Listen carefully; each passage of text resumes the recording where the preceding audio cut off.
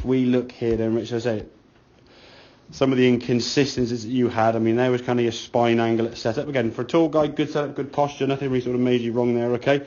As you went back now, okay, a lot of slide there with that right knee. Almost your left knee initially kind of going forward to the goal pole. If you actually look at that left knee, how it kind of moves, it's kind of going that way. So you're kind of splitting your knees almost apart, really, as you try and rotate, and that's going to cause your body, because your head kind of rising up there in the back. So I'm never 100% not saying keep your head down, okay? But if your body rotates, your head won't start rising up this way, okay? If you try and keep your head down, but put your chin down this way, it'll be a nightmare. So don't ever think keep your head down, okay? But your body rotates better.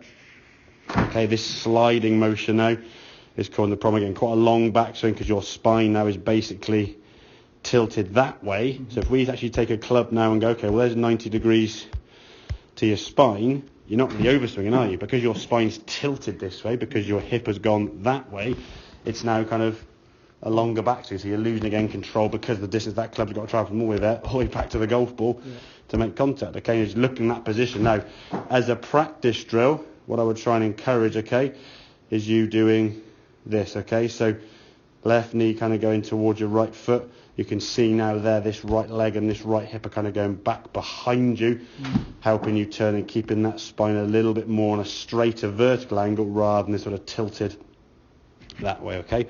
So practice that then going back. So it needs to be just sort of go to kind of there. Just that movement there. Even on that small little movement there, where your body's almost still rising up a little bit, okay? So turning, get that right leg out of the way, that way. That's a good movement. And then back to the golf ball. Now, when you hit this golf ball here now, you kind of watch your knee, right knee.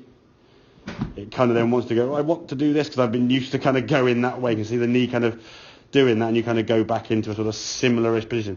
Certainly not as extreme in terms of the over the top, and therefore your spine angle, okay?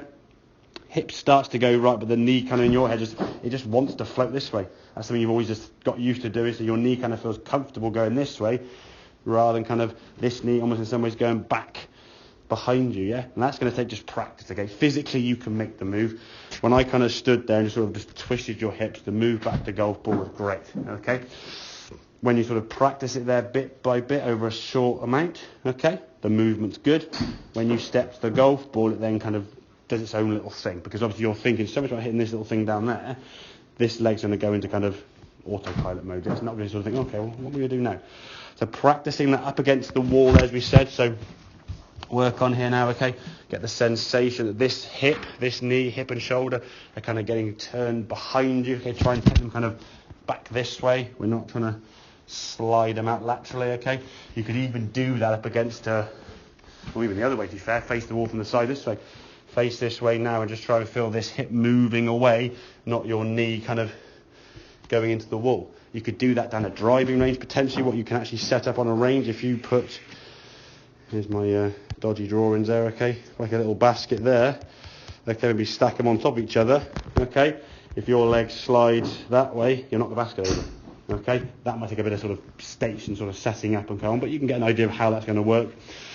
I mean, worst case now, you can always put something there. I can put a box or something at home, put like a cereal box or something on the floor that if you did move your leg this way, something that's quite light, if you nudged it, it would fall over.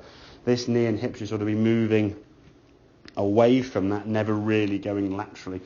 And the taller you and I obviously are, if our lower half is moving laterally, our top half now is going to be tilting the other direction. And the further from the ball we are, that's a bigger margin, okay? And it reduces the consistency down the bottom of the ball is, yeah? So getting that right hip moving better, get that right shoulder and hip moving back.